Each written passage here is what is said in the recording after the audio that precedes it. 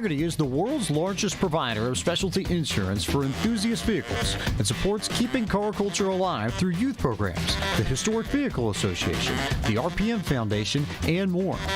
Hagerty is home to key programs such as the Hagerty Drivers Club, Hagerty Drive Share, Hagerty Valuation Tools, the Hagerty Drivers Club magazine, and much, much more. For more information, visit their website at Hagerty.com. PCA Sim Racing is proud to have Hagerty Motorsports as its 2021 title sponsor.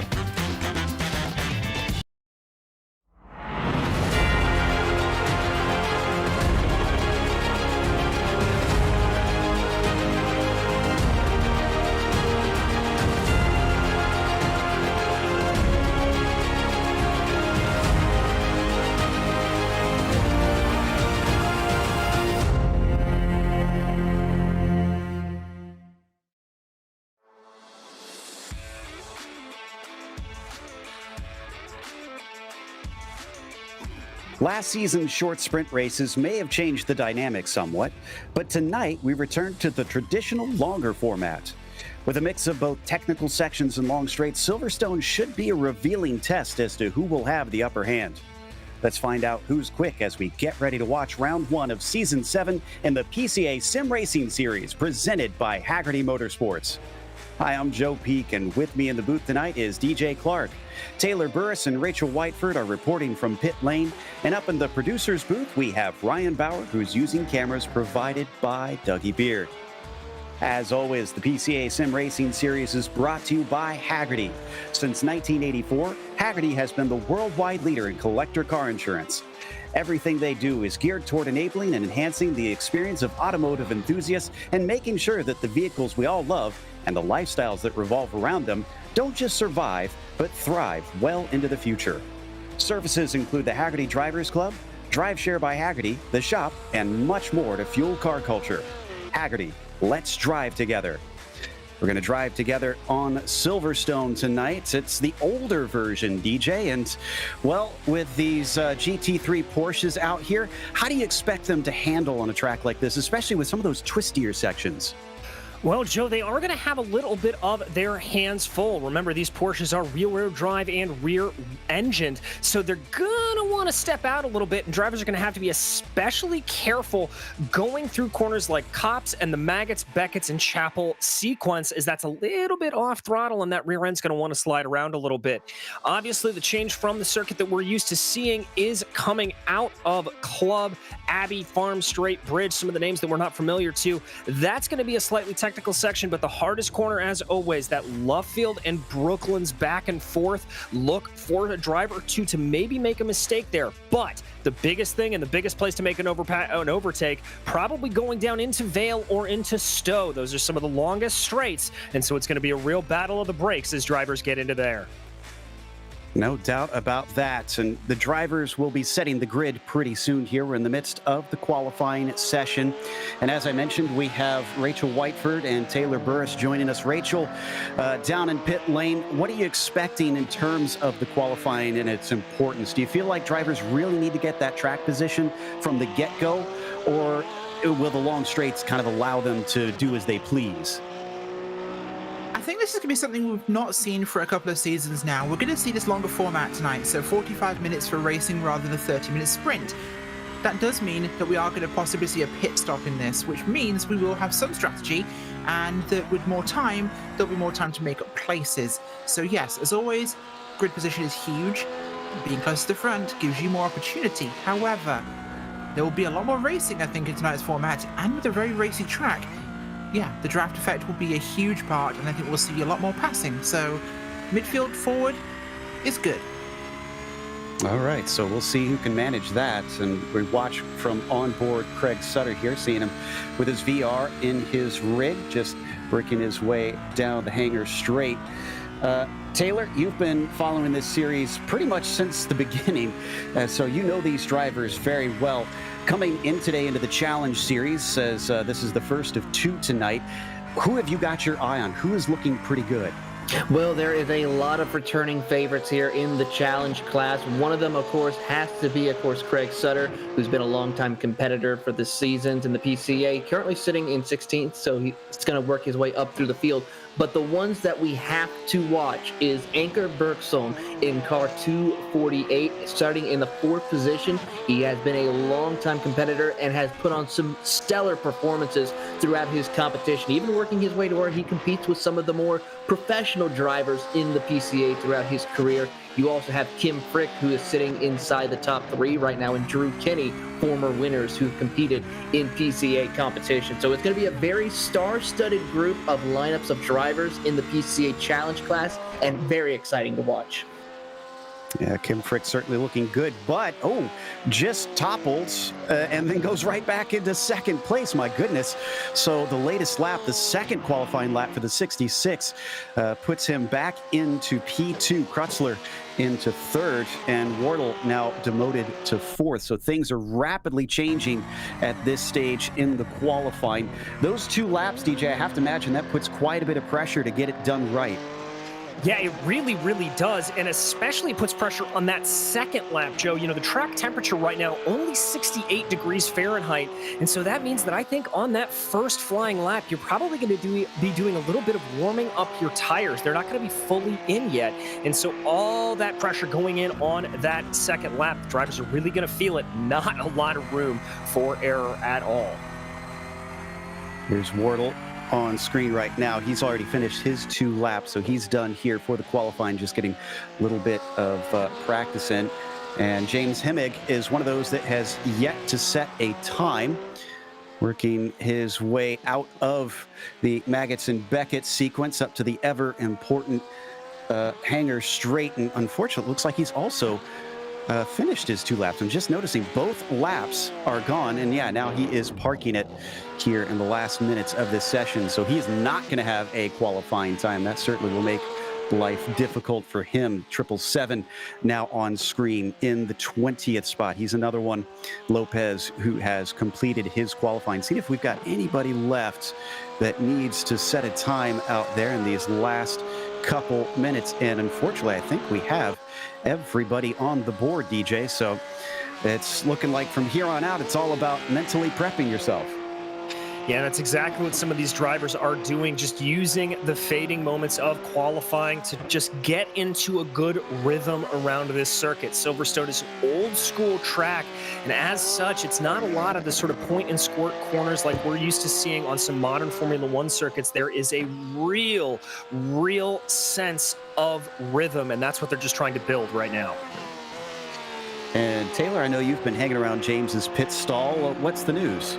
Well, a lot of the people who are part of the PCA have come here, of course, thanks enough to James Hemmig, or Jim Hemmig, as we like to call, who is one of the head officials of the PCA, in fact, one of the marketing directors, who has always came up with this idea along with the steering committee of the PCA. So it's great to see him back out for another season. He didn't get that qualifying effort that he wanted to, but he is a factor to watch in tonight's race as well. He's always up towards the top 10 towards the end of the race if he's able to stay clear. So keep an eye on him as well, but a lot of big thanks to him as well for tonight. Here's Ramirez as we watch from behind the wheel on the helmet cam of the number 7 machine. He's managed to get into 11th today, so just outside of that top 10, into that critical mid-pack area, actually top of the mid-pack really for Ramirez.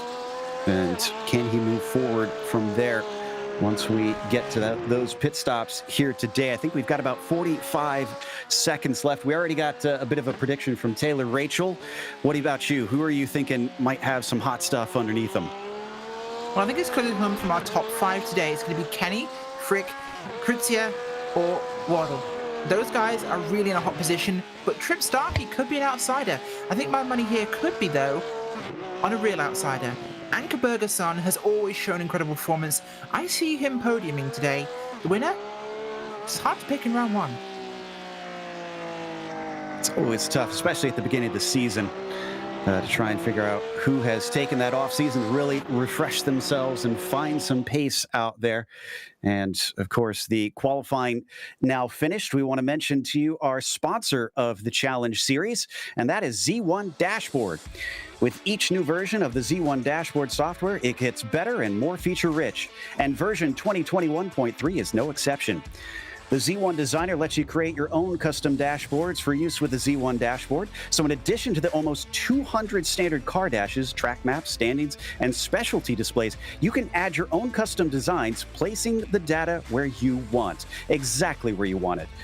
Remember, the Z1 Dashboard also takes care of the engineering and strategy for you. Where's your competition? When should you pit? How much fuel do you need? Who is in front or behind you? How is the weather? Are you gaining or losing to the other drivers? Make sure you are maximizing your on-track performance with the Z1 Dashboard. Using the Z1 Dashboard to examine your laps is an essential tool to becoming a faster driver.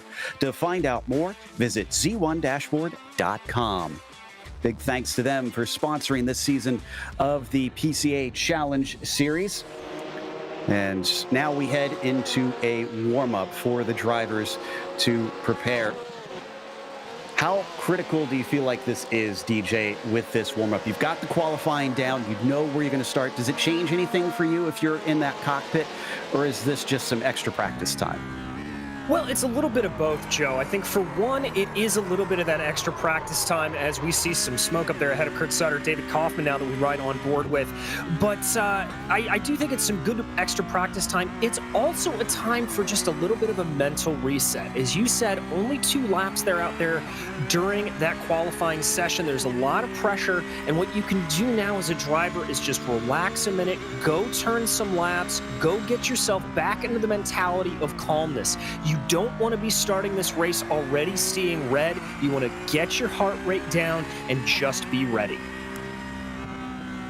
Been watching from onboard Kaufman, one of the drivers that put it within the top 10, I believe. No, this is car 08, excuse me. And he is going to be starting well towards, no, it is within the top 10. And he's actually appropriately starting in 8th position. So the 08 has found his place in life, I suppose, as he comes out of Luffield and back around. Again, the start-finish line is the old pits as it is in the modern version. So if you're used to how it's been over the past decade here in Silverstone, they're not going to be starting over where the wing is currently. In fact, it doesn't exist in this one. And this, once again, is watching from Sutter on board coming along that one pit straight.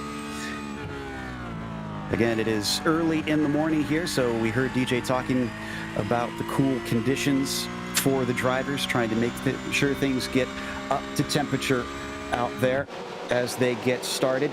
At the start of the race, DJ, do you usually find yourself having some sort of attack plan going into the first couple corners, or are you one of those that just says, you know what, we'll just do it as it comes? Well, Joe, I tend to be a little bit more cautious at the start. I want to avoid any incidents if at all possible and just focus on getting through the first corner. And I think here today, that's going to be very important for a lot of these Porsche drivers.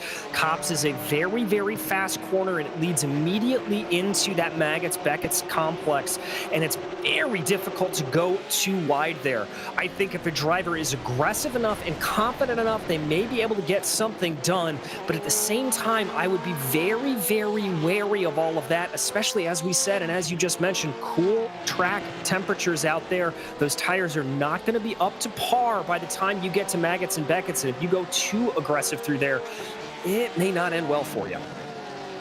Certainly. And now, this place, of course, is always special for any road racing fan who pays attention to the worldwide scene of racing. All of us in here are F1 fans, but Rachel, you're the only Brit amongst a bunch of Americans. So I have to imagine getting to kick things off here is extra special for you because there's so much history in this place. I mean, even back beyond from when we had racing. Very much so, and I've been here myself, although it was after the redesign to the latest variant, so that was 2013 for the F1 British Grand Prix. There's an amazing atmosphere at Silverstone, and there always has been. It's a circuit that really has this piece of the British motorsport heart in it. But, of course, you have to remember that this track originally started out as a World War II bomber base. It was RAF Silverstone. In fact, a lot of the racetracks in the UK and, let's be honest, around the world started life as Air Force bases. A lot of them from that Second World War period. Now, RAF Silverstone was a training base for bomber crews, and you'll notice on the ground, if you have a look at a picture of it, you can see runways which were later added, but the overall shape of the site is actually the 3 triangle runways that were here originally. Now, it's really appropriate we're starting the season here, actually, because, well, it's not the first time Germans have visited. That's very true. But it's time for the grid, and it is Drew Kenny who is on the pole. Kim Frick starts in the second spot as David Krutzler will be P3. Wardle will start from 4th, followed by Trip Starkey in the 5th spot. You've got Anker Bergson, which Rachel seems to think could be a wild card here today in that 6th spot. Michael Burgoyne there in 7th, followed by David Kaufman in 8th. And then row 5 has Jason Sherwood to the inside and Patrick Adamczyk on the outside. DJ? In 11th, it's going to be Chris Ramirez, followed by Scott Kessel with Greg Palmer and Bruce Frobe lining up behind them. Chris Pippen will be in 15th, followed by Robert Benson and Andrew Smiley in 17th. 18th will be Craig Sutter, followed by David Purdy, and Freddie Lopez will round out your top 20. Last 2 to put a qualifying in are Chin and Lashway. Then it's Himmig starting from 23rd and Dugas in 24th.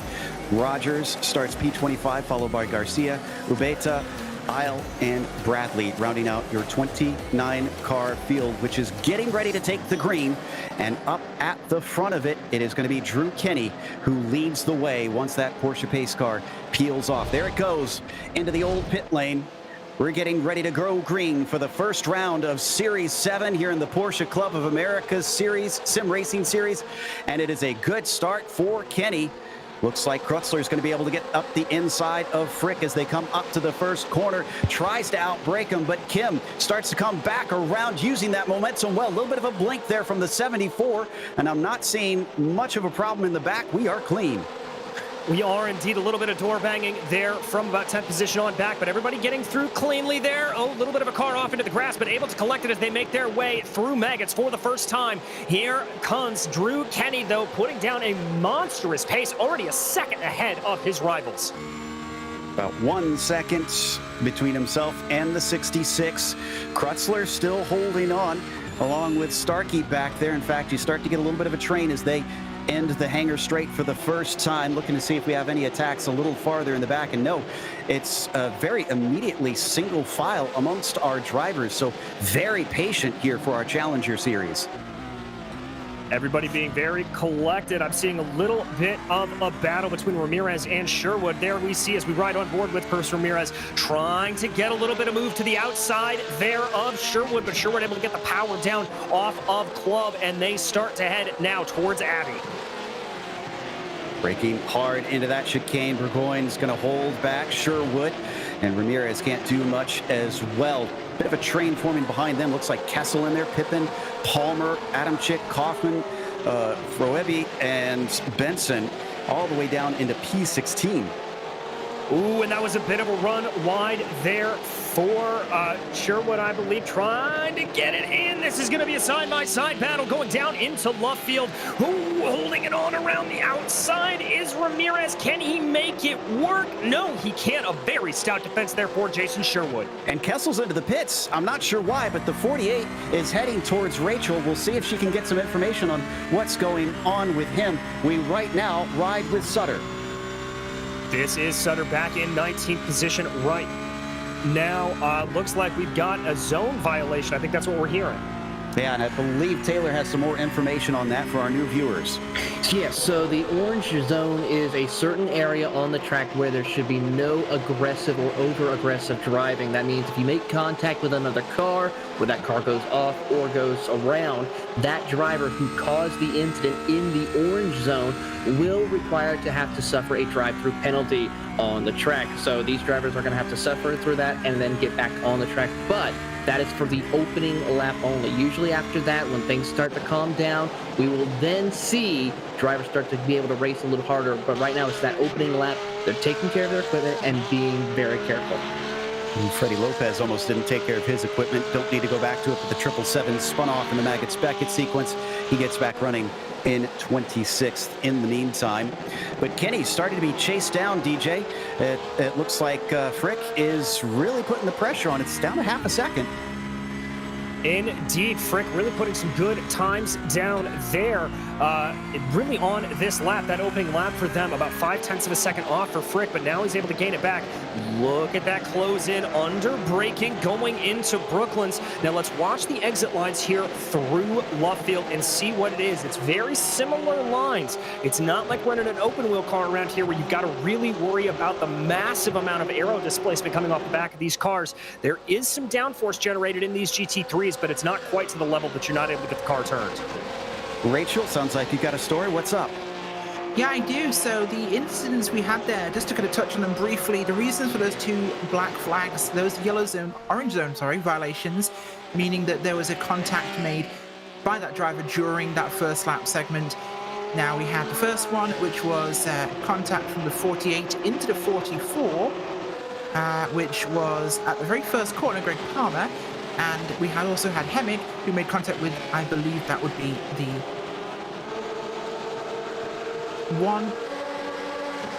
No, I don't remember the second one, but we had contact later on the lap. Either way, moving on. All right, we'll get back into that. We saw cars spinning off. That was Patrick in the 407. He'll get back rolling again without hitting anything. So drivers definitely taking advantage of the wide runoff area of this Formula One style track. But look at the lead continuing to close in. Now it's not only the 66, but Kreutzler is joining in. Yeah, Kreutzler indeed able to catch up to the back of Kim Frick. It looks like that may be the move coming in here. Very good, tucking in behind, getting a little bit of the advantage of the draft is that 74 on Kim Frick. They're going to make their way through the left and the right, heading through the kink just after bridge. Here we go. Again, that all crucial Brooklands and Luffield combination. Who can get it right? This is where the cars really slow down. Some of the slowest corners on the track. Rachel, what do the drivers really need to focus on when driving the cars through these corners, which are strictly focused on the mechanical grip? Obviously, it's about keeping that car balanced. It's trying to find a good blend between speed and stability. Now, Silverstone will test your car. This track goes back and forth, it's twisty, and it's got some tight corners as well as... Sorry, on screen, Frick just had a big problem. Managed to catch it in a magnificent way coming through Copse, but that lost second place to Kreutzler.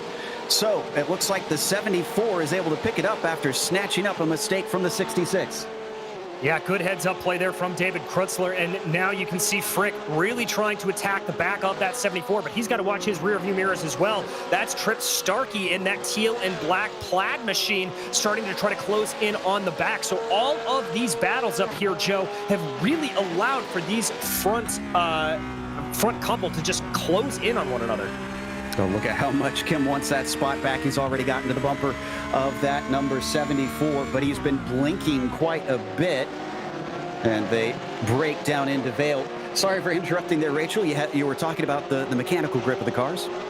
Yeah, no, just to quickly cap that off, Silverstone is a circuit of sectors. It's a circuit of sequences. So the trick is, in many cases, Maggots and Beckett is a fantastic example. You compromise your line through Maggots to get the best exit speed out of Beckett's onto Hanger, for example. It's about setting up, and there's a huge amount of compromise to get a fast lap here.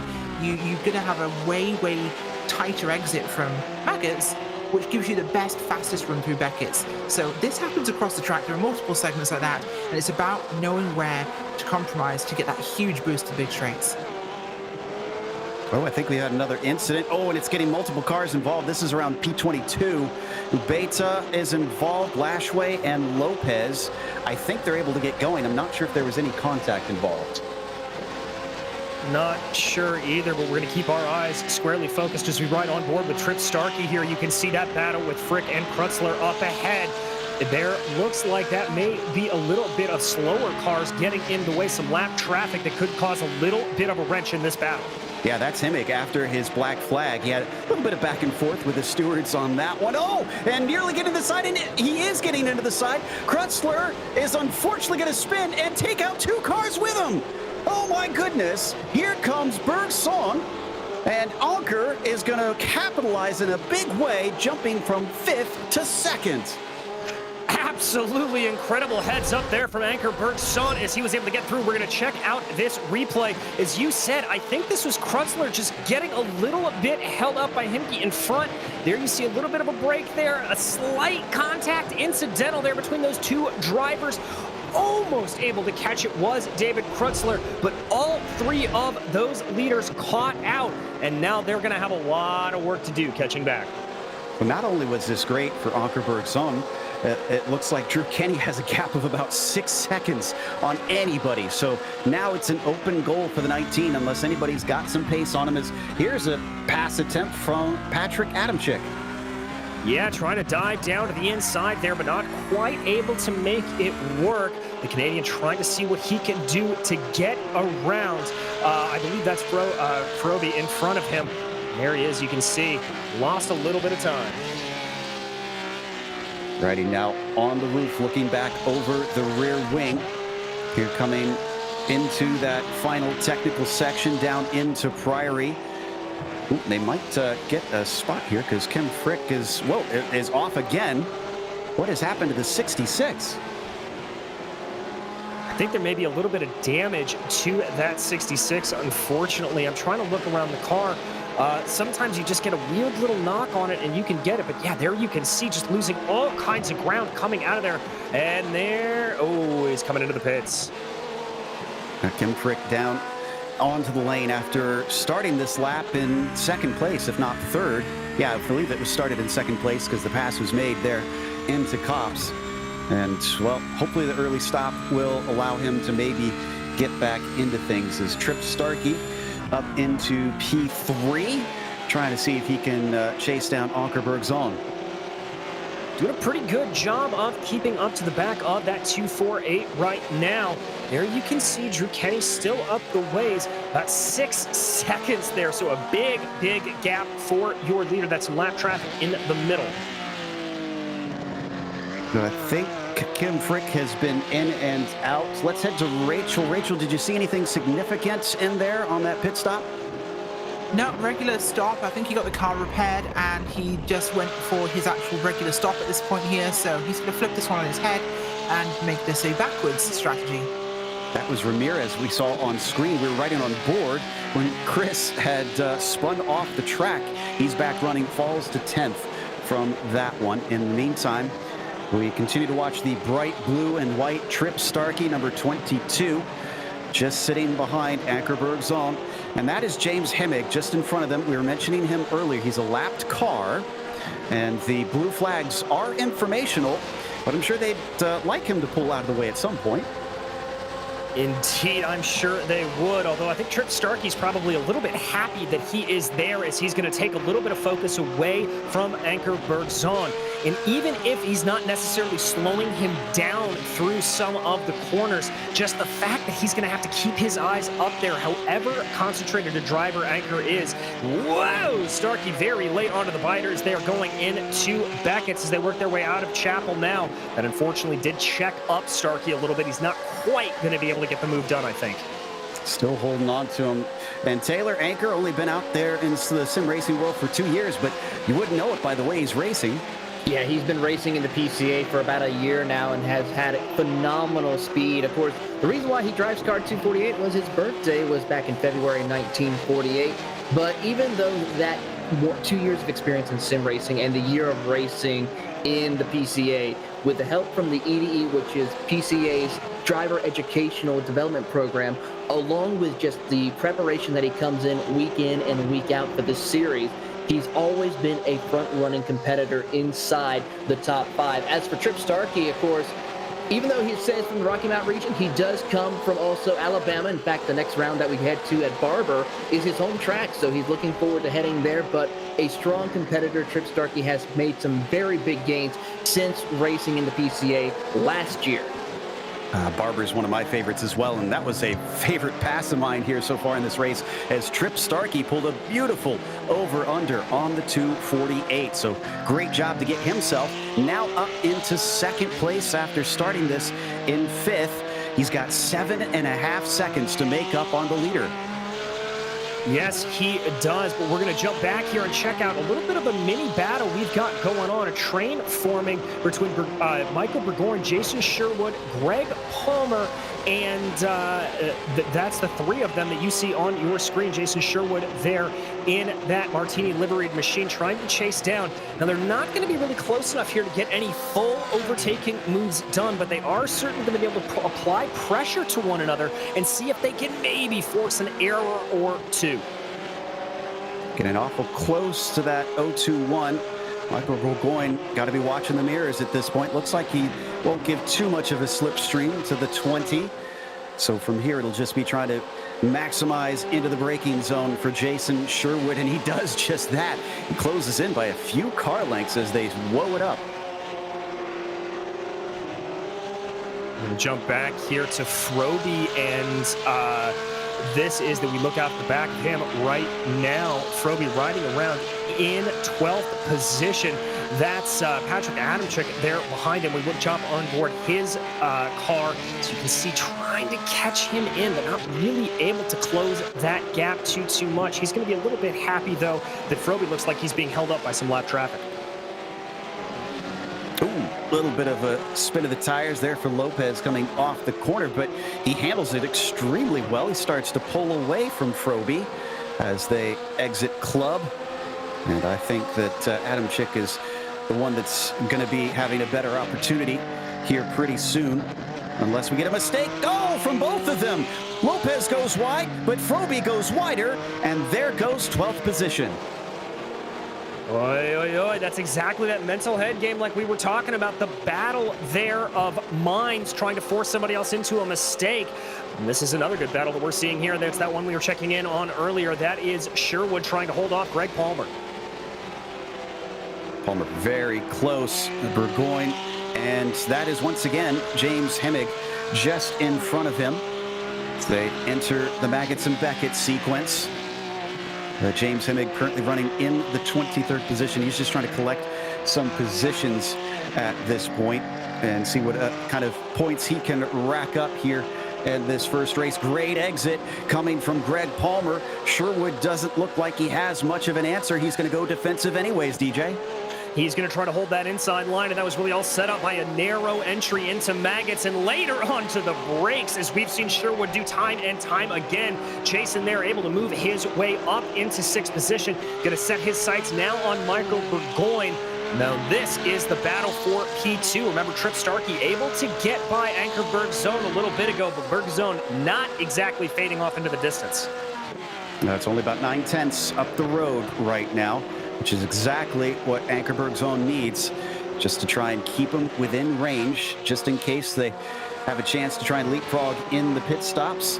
Now, I've noticed we had a couple cars that have started overshooting the corners a little bit. Rachel, do these tires get pretty worn out even though it's a sprint race?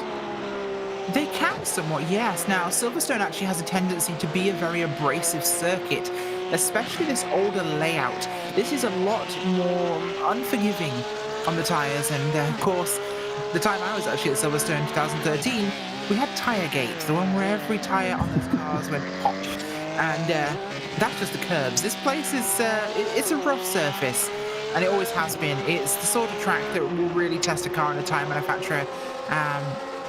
They've made some great ones, of course, and we have Pirelli with PCA, and they make great tires, don't forget, and they can dominate Silverstone. Absolutely. As we continue to watch this battle for P2 on your screen, it is still about 3 seconds back to P4. That's David Krutzler back there. There you can see him on the screen just coming out of Chapel now. So he's got some work to do. Remember, he was a lot closer to this earlier on, but was involved in that 3-car incident in Chapel earlier in the race. Yeah, and that incident's really spread out our front runners a little bit. Krutzler a little bit off into an island unto himself here. Looks like Chris Ramirez is going to be pitting in the back, from the back of the field. But Krutzler running about 2.5, 3 seconds behind Anchor Bergzone and about 6 seconds ahead of Jason Sherwood, who has been able to get by Michael Burgoyne. So at this point, Krutzler just focusing on the road ahead of him and running his own race. Yes, indeed. Krutzler is at least going to get a decent finish, I have to imagine, as he goes a little deep there into the Abbey chicane. Taylor, I have to say, I think despite the circumstances that he's been dealt, he's got a good one coming. Well, if you think about it, this is his rookie debut with the PCA Sim Racing Series in Season 7. This is his first year having at it when it comes to sim racing competition. And for the Suncoast region, out of St. Petersburg driver, he has been doing a phenomenal job, even with that incident earlier on. So waiting to see what we've got in terms of pit stops here. Looks like Frick's still the highest pitter. The 66 in 15th right now, and I see a couple others who have stopped in, but I believe the 66 is the only sort of scheduled one. So coming up to what looks like John Bradley, Kim Frick, I think, should have the pace to try and attack here as long as that car no longer has any damage. I believe so. The fastest lap for Frick is significantly faster than John Bradley. It took about 3 seconds, and there Frick goes, trying to go down to the inside of Brooklands there. He's going to have to do it the long way around Luffield, but he's already done it. There goes Kim all the way up forward into 14th, so that's going to be one for him to go. One more down, and plenty more to pass if he wants to get himself a top 5, even a top 10 at this stage. Some of those should come back once the pit stops start to unfold. So we hop on board with our leader, Drew Kenny, in that number 19, down into Prairie. Whoa, and way wide into the corner. I do not think that is the traditional line. No, I don't think so, and that shows you just how on edge Kenny is having to drive here to keep that advantage going up. And Taylor, I think you've got some facts here on our leader, Drew Kenny. Yeah, Drew Kenny, of course, has been a long-time sim racer, driving in sim racing for over 10 years. And this is his 3rd year with the PCA. He's been with the series since the inception, just about, of PCA Sim Racing, and showcasing his talents. In fact, one of the activities that he likes to do is that he is a driving instructor as well at many circuits for the PCA, so it's a great opportunity for him to showcase his talents, not just in the sim, but also to help teach those future up-and-coming stars in the world of PCA. And you know, the one thing I love about this series is, of course, it's the Porsche Club of America, so it's a lot of North American drivers out here participating. And they have quite the breadth of interests, as you can tell by Kenny's paint scheme, giving a nod to Jeff Gordon. So obviously an oval racing fan, as we were riding on board with a nice little battle there coming out of Chapel, but then suddenly we seem to have lost a little bit of touch. I think that was Krutzler, who continues to have some blinking. That's Lashway just in front, and Ankerberg zone. And yeah, that's a lapped car, so nice job done by Lashway to allow the 74 by. Oh, but he outbrakes himself, and they're going to avoid contact. Great heads up by both parties. Big time there, Joe. And remember how I was mentioning just a couple of minutes ago that Krutzler was kind of driving off into his own world? He's really caught up to the back of Ankerberg zone, and I don't really think it's necessarily anything that Krutzler has been doing. I think Anker has just been making a couple of mistakes here. He's been falling off the back of Trip Starkey. That gap now holding to about 2 seconds. And so there's going to be a little bit of a battle shaping up for that last step on the podium. But we jump back right now to the battle for P8. Benson in that bright blue number 71. Paying homage to the Falcon cars, of course. And we're going just in front of him. Doesn't cover him off. A little bit of a peek down into Priory. Nothing doing, though, for the 71.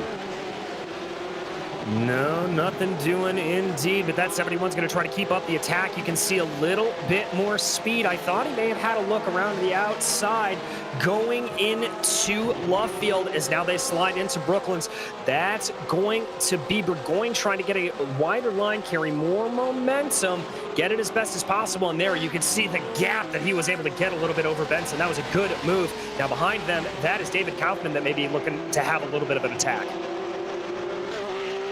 Indeed, we watch from the P9 driver with the 08 on his machine. And he'd love them to continue to fight more, especially through this part, which would lose them a lot of time. But no, they're going to go single file. James Hemig continuing to get lapped by car after car here today in a bit of a lonely race, but credit to James, who's been really polite to the blue flags, making sure everybody can get by and not disrupting other people's races. Yeah, doing a very, very good job to make sure he knows where he is positioned on the track. So we watch these cars make their way through Stowe right now. Jumping back here to the battle for P3, which is really the battle for P2. I think Ankerberg Zahn heard my comments in the audio feed, and he's put in some very quick laps, catching up to the back of Trip Starkey. Yeah, that has come down incredibly fast. I looked over and I thought it was 2 seconds just a moment ago. So the 248 is not done with this, even though Trip Starkey seemed to have pace earlier in the race, getting close to that halfway mark here for round one of the PCA Sim Racing Challenge Series. And they come past to start yet another lap into lap 14. You saw there those sort of varying lines going through Woodcut. Some drivers just trying to take the shortest amount of track possible. Others trying to carry as much momentum. So you got the good run there out of Cox. That was Ankerberg Zahn. Now they're going to dive down into Maggots and Beckett's. As you alluded to earlier, Joe, this is really where it all comes down to just holding on to that car as much as possible. Bergzone looking like he's losing a little bit of ground, and David Kaufman catching up, but looks like Michael Burgoyne headed on into the pits. With Jeff Lashaway as well. So a couple more cars going to try and split this one perfectly in half, which we've got about 30 more seconds till that exact halfway mark. And that, of course, will bring us to our midway race reports. Our midway, or excuse me, as we cross the halfway point of tonight's Challenger race, it's time to bring you that report, brought to you, of course, by Z1 Dashboard. With each new version of the Z1 Dashboard software, it gets better and more feature-rich, and version 2021.3 is no exception. The Z1 Designer lets you create your own custom dashboards for use with the Z1 Dashboard. So in addition to the almost 200 standard car dashes, track maps, standings, and specialty displays, you can add your own custom designs, placing the data you want exactly where you want it. Remember, the Z1 Dashboard also takes care of the engineering and strategy for you. Where's your competition? When should you pit? How much fuel do you need? Important right now. Who is in front of or behind you? How is the weather? Are you gaining or losing to the other drivers? Make sure you are maximizing your on-track performance with the Z1 Dashboard. Using the Z1 Dashboard to examine your laps is an essential tool to becoming a faster driver. To find out more, visit z1dashboard.com. Rachel, I believe you've got our first 10. I certainly do. Well, looking at P1 right now, it's Drew Kenny in the 19 machine from the Northeast region. He started on pole today, and he still is. That Gordon paint scheme is living up to the homage. P number 2, Trip Starkey. He's had a busy race so far. Started in 5th place. He's currently running in that number 2 spot. The Rocky Mountain region driver of Zone 9 is really putting some work in, and I guess Plaid is definitely still a speed. Ankerberg Zahn, I did say he'd be in a podium spot in this race, and look where he is right now. P3 on the outside of the podium, but still just in there. Northeast region driver, he started in the 6th place, currently running 3rd. David Kritzler is the Suncoast, Florida region driver from zone number 2, the 74 machine there of Kritzler. He started in 3rd, he's dropped back 1, and he's still trying to catch up to Anker, but Anker is chasing down Starkey, so we could see some real turmoil. Place number 5, Jason Sherwood, the Diablo region, a Texas driver there. At 20 machine, started 9th, so nearly on the outside of the top 10, and he is currently running 5th. Great race so far for him. Number 6, Greg Palmer, the Milwaukee region driver. Big moves for him today, up 7 places from 13th where he started. That 44 car is putting some moves. 7th place is Robert Benson, the Rennsport region driver of Zone 1. He started in 16th place, and he is currently up in 7th. Behind them, David Kaufman started 8th, still running 8th in the 08. I love that. It has perfect symmetry to it. And that driver is from the Pacific Northwest region, so beautiful out there on the West Coast. G number 9 is David Purdy in the number 10, or the 010, so slightly less symmetrical. But the Peach State region driver from Zone 3 is up 10 places, so his car number finally fits from 19th to 9th.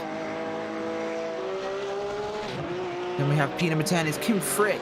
He is, unfortunately, down from second place, currently running in the 10th spot. The Niagara region driver is fighting back hard after an incident forced an early pit stop, flipping his strategy on the head. 11 is Craig Sutter, the Cimarron region driver of zone number 5, also a Texas boy, is currently running in 12th from 11th, sorry, from 18th on the grid, and that has changed him up quite a bit. He's definitely moving forwards here, showing some good performance. Michael Burgoyne from P12 there, the Oregon region driver of zone number 6, the 021, is currently down from 7th where he started, so disappointing for him so far, but he's been involved in some of these incidents. P14 is John Bradley, the Ohio region driver, the number 10 car there. Actually, he's 15th now. He's just hit the pit road, so we'll just catch up on that for you. But he started 29th, so he's up half the field already. 13th, we're going to have Patrick Adamczyk. He's just flipped around there. The Upper Canada region driver, the 407. He is currently down 3 places from where he started in 10th.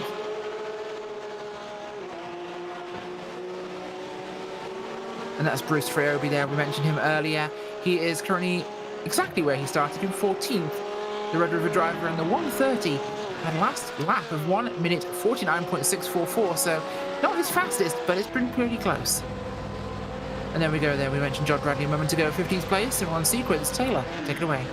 As we go on, we will now pick up Chris Pippen from the Kansas City region, who's been on a move right now as he goes actually a little bit for a slide job into Cops Corner, but is able to continue on his way. He just got passed by car number 7, Chris Ramirez from the Lone Star region out there in the beautiful state of Texas, as he is trying to work his way through the Maggott and Beckett sequence.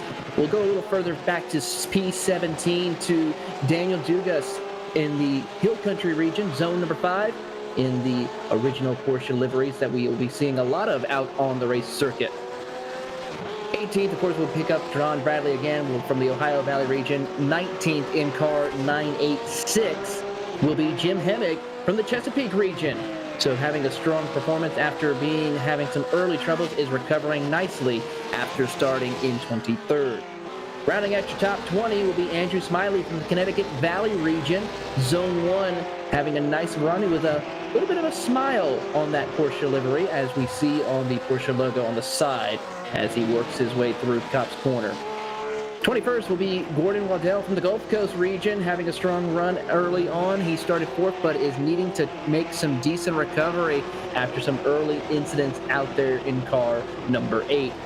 22nd will be Scott Kessel from the Northeast region, one of the largest represented groups in the PCA Sim Racing competition across all 4 categories. It's going to be great to see this group represented very well in the Gulf livery colors. In 23rd, Albert Ubeta from the San Diego regions out in the west coast of California. He's going to come down pit road to get some service needed. We'll drop back to the 24th position of the 777 of Freddie Lopez from the Pacific Northwest region in a heated battle trying to get around some cars that are on a different lap than him, but still trying to work his way up through the field after starting 20th. 25th is Robert Isle from the Ohio Valley region, zone number 4, car 046. Started a little further back, has gained 1 spot since the start of the race. 26 is Jeff Lashway from the Hudson Champlain region, zone 1 up there by the Hudson River, having a great run as he works his way through, starting outside of the top 20. 27th goes to Frederick Chin from the Las Vegas region, out there in Las Vegas, Nevada, having to on pit road, getting service needed as pit stops are still continuing. Hector Garcia from the Gulfstream region over on the Gulf Coast of Florida, still trying to get some running here as he is continuing on the track. And 1 car is out of tonight's race. That is the 737 of Scott Rogers. Thank you for that. This concludes tonight's PCA Sim Racing's Challenge Class Z1 Dashboard report. And a big thank you to Z1 Dashboard for sponsoring this series. Drew Kenny has taken his pit stop. DJ, it looked like a long one, but I'm kind of confused because Trip Starkey doesn't look like he's gained anything. I am as well, Joe. Kenny was about 5 seconds, 4 or 5 seconds longer in the box than Trip Starkey, but Starkey not able to gain up at all. It's still about a 7.5 second gap. You can see crucially though that battle for P2 that we were following before everyone dove into the pit stops between Trip Starkey, Ankerberg Zone, and David Krutzler has gapped out a little bit. And Krutzler, the big loser out of that, he too had a long stationary time in the pit stall. So he's back in 4th right now. All right, and interestingly, Kim Frick has moved up into 5th, but that stop was very early. Will he be able to get to the end? This is Carl Palmer, Craig Palmer out there in the 44, chasing Jason Sherwood. Just ahead of them, more lap traffic. That's James Hemmig yet again. James is actually getting quite a bit of screen time today. I guess this worked out well for him in one sense. Yeah, it kind of did. He's a little bit of the star of today's broadcast, you could say. But Palmer there, as you can see, just trying to hold on to the back the best that he can. Jason Sherwood always doing some good defense. Here is James Hemmig again, though, that driver we were talking about. So Greg Palmer just stalking the back of that number 20 and taking a very different line from that number 20 car down into Copse. Still, James Hemmig has not pulled out of the way. Doesn't seem to be holding them up all that drastically, so he might be waiting for them to get that little bit closer. Nope, he's going to wait till right here, and that is great sportsmanship there from the 986. So they both continue on, but not quite the best news for Greg Palmer, at least, because he doesn't really gain much in that traffic. No, he doesn't. And Greg not getting the full advantage of the draft there as well. You can see Jason Sherwood just trying to sort of pull off to the right there, going a little bit defensive and break the draft the best he can. So a lot of work here for Greg Palmer still to do if he wants to jump up into that 6th place position. The race format is a little bit of a throwback to seasons of old, so we're going to do another throwback. Taylor Burris has a little bit of trivia for us. Yeah, we used to have a little bit of trivia when it comes to some of the older seasons of the PCA competition, and since we have the time and we are here at Silverstone, 1976 was the first year of the 6 hours of Silverstone. We want to know, which year did Porsche collect its first ever victory at the 6-hour endurance race? And a bonus point if you can guess the car, the team, and the 2 drivers that were behind the wheel of that Porsche in that certain year. So we look forward to seeing what some of our viewers can guess, and if no one guesses it by the end of the first race, we'll keep that question going all the way through tonight's events. All right, ooh, and more lap traffic, which almost causes problems there. That's Lashway actually coming into the pits. I'm not sure, I think the 26 has been in once before. Not sure what's going on there. This battle rages on. One of our highest and closest battles, actually, here amongst the top 10. Indeed it is, Joe, and you saw there the big checkup that Sherwood had to do. This is the area, though, that I don't think Greg Palmer's really going to be able to get a maneuver done. You can't really get too wide going through Maggots and Beckett's, but what he can do is try to apply pressure. A little bit of a more narrow exit. Oh! That works. Pressure has been applied, and Sherwood buckles. So he's going to drop a few spots, get some damage on the nose of that car. He'll get it turned around and rolling once again. The Palmer's now got free air.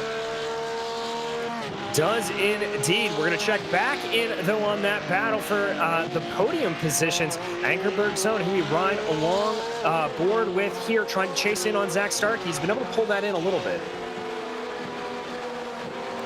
Yep, this has been one that's kind of ebbing and flowing all throughout this race, and at least onto the podium for the 248 at this stage, so that is certainly a nice gain. Same thing with Trip Starkey, up from 5th to 2nd himself. Still nowhere near. Oh, gets a look to the inside, little wide there for Trip Starkey. Almost an opportunity for Ankerberg Zone. And that was Daniel Dugas there that got in the way a little bit. Nowhere for him to go. No fault of Daniels, just trying to give them some space. Ankerberg Zone. Oh, and that was Krutzler behind that also got held up by Daniel. I thought that he was going to have a chance to come in here, but not quite yet. Now it's all down to Ankerberg Zone as they go through Maggots and Beckett's. That's John Bradley up the road from them. They'll probably catch him on the hanger straight, so not too much to worry about in the terms of that lap traffic. The time is ticking down as well. You see on your screen only 7 minutes left for these drivers to decide it. And now the pressure is on. We've already seen one driver buckle. Will Ankerberg Zone be able to do the same with Trip Starkey? Rachel, as a driver, what do you do in these situations to try and get into the head of the one driver in front of you?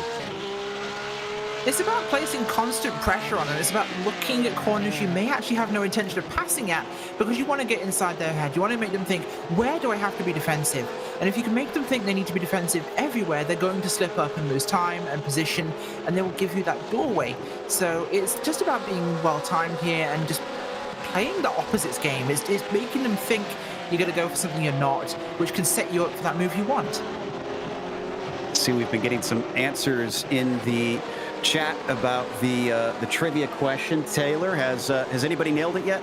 Nobody has nailed it yet. We are close. And if you were watching the broadcast a little bit ago with the car number 20 before he had that incident, there was a little bit of a clue on the team. So there's your clue that you'll get. So there's the car, a certain livery that we see. So think about that. And some drivers are close. We're missing it just by a little bit. So we're getting there. Squint a little bit too so that you can correct the livery because it's slightly out of shape now as Ankerberg Zone shows us from the roof of his Porsche GT3, just riding behind Trip Starkey, who's pulled away. For a second it looked like the 248 was going to be able to apply that pressure, but now he drops back. Yeah, not able to pull it in here, and his chances are starting to fade away with only about 5.5 minutes to go in the race. Now, Craig Sutter and Frederick Chin are some lapped cars up the road. I think Ankerberg Zone is going to be hopeful that he'll be able to close in and get them. Ooh, that looks like that is Sutter just staying out of the way down the hangar straight. That's a little bit of a blessing there to Trip Starkey. Just getting some breathing room. Now, can Krutzler get himself involved? You mentioned him a little earlier, potentially catching up to this group. They've gotten by some of the traffic. And, whoa, who is that coming up behind? I think that was Craig Sutter, who I thought was out braking himself into the Vale chicane. Thankfully, didn't make anything happen. He's now going to let David Krutzler by. Yeah, let's Krutzler on by as we ride on board with David Sutter here heading down after the corner that would become what is now the main pit straight, working through that Abbey and Farm Straight sequence, letting some more lapped cars by. You see there Craig in VR as he works his way through bridge. I hear the klaxons wailing. Taylor, it sounds like somebody's got it right. We certainly do. One of the PCA competitors, Ian Simon, made the correct answer. It was 1977 with Martini Racing, the Porsche 935. And of course, we'll go ahead and say who the two drivers were. Jochen Mass and Jackie Ickx were your winners back in 1977 and went on to win the next year after in 1978. Ickx, a popular driver amongst this group. Many have named them as their personal favorite out here. Interesting to note that I saw a couple Tony Stewarts as the favorite and Jeff Gordon's, which doesn't come as much of a surprise considering the paints we've seen. Meanwhile, Benson in the 71, Purdy in the 010, and Lashway in the 26. Now, well, as Lashway was trying to give way, but nearly ran Dave Purdy off the road. Is he going to break early? No, not quite. He's going to cause a little bit of a headache for this battle for the 12th position, hopping on board with the 71. Can he use this as a pick? Looks like he wasn't quite able to get the advantage he'd want to out of bridge, but here they go down into Priory. Poking his nose to the inside is Robert Benson, seeing if he can get anything. That's Lashaway getting off into the kitty litter. Here comes Brooklands into Lovefield. This is a prime opportunity. If Benson wants to be able to do anything, he's just going to stick in the tire tracks. Hope he doesn't spin those rear tires and get going. A little bit of a wiggle out of both cars. Doesn't look like advantage either way. Great stuff between these two to deal with that adversity. And it's going to be the same deal, I think, with the battle for second place. How much traffic do they have in front of them? I see Frederick Chin and Drew Kenny up the road. It might only be 2.5 minutes left, but they could catch them on the very last lap. Could this be decisive? It could indeed, Joe. And remember where the start-finish line is. It's not like the modern circuit where you have the long run down the hangar straight right before you get to the start-finish line. This is where the battle's going to be decided, coming to the start right here. So Krutzler looking on. He's got the most work to do. Ankerberg's on only about a half second back of Trip Starkey right now. That 74 is on it. I just looked at the lap times. He set his personal best last time across. So he is flying, and I think, yeah, he was 0.5 of a second quicker than the 248. So David Krutzler's got the bit between his teeth. Can he finish the job? He's going to certainly have to try to here, pushing as hard as he can, but not able to close it in that much. It looks like time is slipping away for David Krutzler, but Ankerberg's on certainly has got some gains here. He's pulled that gap down a little bit more as they make the heavy braking zone into Stowe. Across the little crest and then into Vale. The cars plunge. A mistake in front of them, slowing up. Frederick Chin had 2 wheels off into the grass. That'll bring him into their clutches ever quicker. As you can see, the sun continuing to rise, glinting off the cars, all now covered in grime after this 40-minute race. And as you said, that's Frederick Chin up the road from them, so that could be what gets decisive here in this race as they make their way under bridge right now. It looks like Trip Starkey's able to pull away a little bit. Now they're going to come into this final section. I believe the leader is crossing the line here shortly, so we should be getting white flag at the line. Small update behind them. Greg Palmer got overtaken by Adamczyk for the 7th position, excuse me, a little bit behind them. So still much to be fought for as we get the white flag and only 30 seconds left to go. 30 seconds left to go and about an 8-second gap for Drew Kenny. So he looks pretty much in control of this race. Knock on every bit of wood you have if you are a Jeff Gordon or Drew Kenny fan. Ankerberg's on, though. Still a lot of work to do. He's trying to catch up to the back of Trip Starkey, and that is Frederick Chin right up ahead. Could that be the pick that he needs? I think they're going to catch him on the second half of the lap. If they get him in the Brooklands and Luffield section, that could be dire unless he does this. He sees it. I think he's pulling off in a little bit of a lift. No, he's coming back to the racing line. Maybe giving the inside to Trip Starkey. Starkey has it, but that puts a buffer between himself and Ankerberg's own. That's going to be just about all she wrote for Ankerberg's zone unless he is able to pull a rabbit out of his hat here, Joe. Trying to get by, still hung up behind as they come in through Vale and Club. That is costing Anker precious time. But we follow back here on our leader, Drew Kenny, as he comes through these final sequence of corners and down the hill under bridge for the last time. It's been a beautiful race for the driver who started on pole. He had a little bit of a threat early on, but once everybody behind him just tripped over each other, it was basically open sailing for this number 19 car. The Challenge Series is going to see its first winner of Series number 7, and it is Drew Kenny as he crosses the line to take the victory here at Silverstone. A commanding drive for Drew Kenny. Absolutely incredible. Behind him, Ankerberg's unable to get that gap down to about 0.8 of a second, but it's a little bit too little, a little bit too late, as that's going to be Trip Starkey crossing the line in the 22 in second, and Ankerberg's own taking out the final step of the podium. Credit to Kim Frick. This, there you see Adamczyk just behind Kim. I have to say, coming back, even though it's not going to be a gain, started on the front row, going to finish in 7th here. Could have been so much worse after multiple problems mid-race to get back into the hunt. And actually might have one more spot with Burgoyne. Ooh, getting awful close, DJ. Is indeed. He's going to try to make that move on Burgoyne, going down in through Luffield. And that may be Adamczyk trying to take a look here. If anybody can get a better jump off the line, you can already see him trying to poke his nose to the inside on Burgoyne. I don't think it's going to be enough. Indeed, Burgoyne's going to be able to carry speed to take that in. Adamczyk in 3rd. That's about the last battle here to the line, and there are 14 cars that are going to finish on the lead lap here for our first race of today.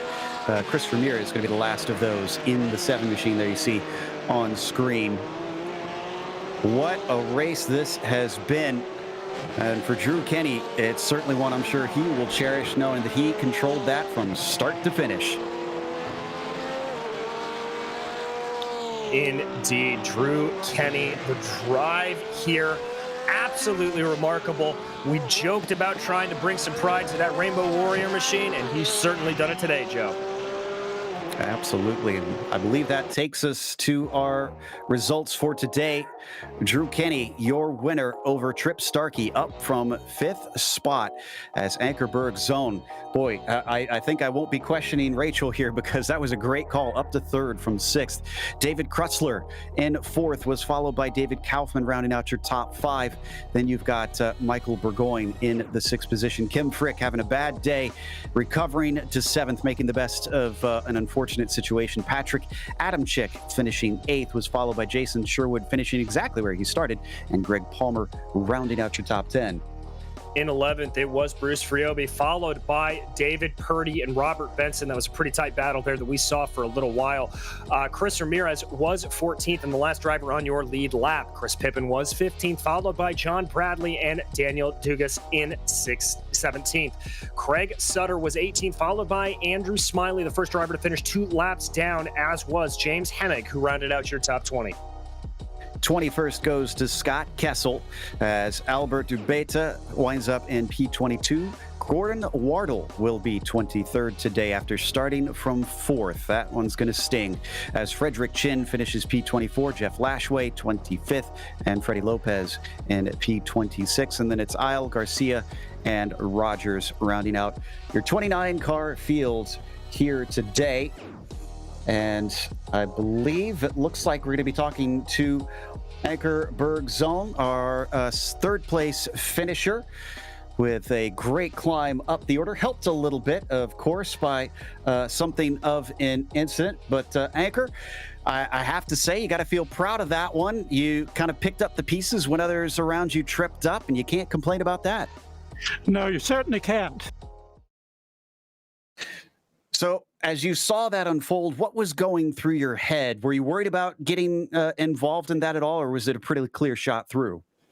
Well, it was a pretty clear shot through. And I was waiting for something to happen right there, so I was prepared. And you made great use of it. Now, later on, though, Tripp caught up to you and eventually made that pass. Did you think you had anything for him to try and retake that P2?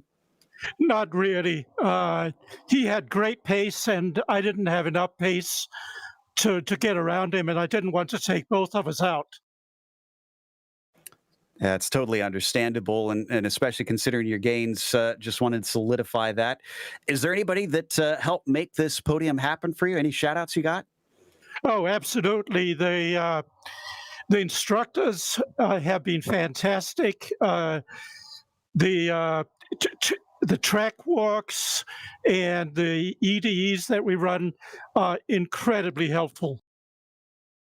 They seem like they certainly helped you today, kicking off the season with a nice finish. And that was Ankerberg's Zone, who finished P3. I believe we've got DJ with the next up, Trip Starkey. We do indeed. And Trip, that was a fantastic race there for you, but one that was filled all the way in your mirrors by Ankerberg's Zone for most of it. Talk me through how you held off that charge.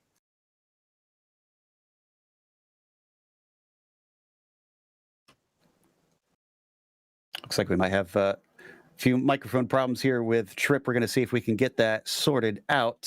Tripp, do you have a copy? Nope. Looks like he, unfortunately, is going to have to join us a little bit later.